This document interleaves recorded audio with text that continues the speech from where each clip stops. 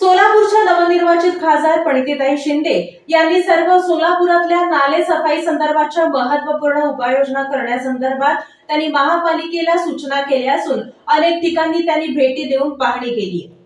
गेल्या 4-5 दिवसांपासून पडत असलेल्या सततच्या पावसामुळे आणि नालेसफाई अर्धवट झाल्यामुळे शहरातील अनेक नागरिकांच्या आणि रहिवाशांच्या घराघरामध्ये पाणी शिरून नागरिकांची अहोरात्र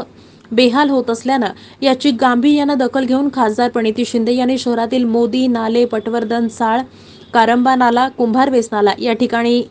असलेल्या नालेसफाईची आणि मोदी जगजीवन राम झोपडपट्टी, भैरू वस्ती, पटवर्धन साळ, 2 नंबर झोपडपट्टी, निराळे वस्ती या भागात घरात पाणी शिरलेल्या परिसरांची पाहणी केली। सोलापूर महापालिका अधिकाऱ्यांना तात्काळ नालेसफाई, ड्रेनेज दुरुस्ती, पावसाळी पाण्याचा निचरा करण्यासाठी तात्काळ कामं सुरू करण्याच्या सूचना केल्यात। यावेळी चेतन नरोटे, अतिरिक्त आयुक्त संदीप कारंजे, संजय हेमगड्डी, बाबा मिस्त्री, मनोज जलगुलवार, विनोद भोसले, देवाभाऊ गायकवाड, आशाताई मेत्रे, गणेश डोंगरे, अंबादास बाबा करगुळे,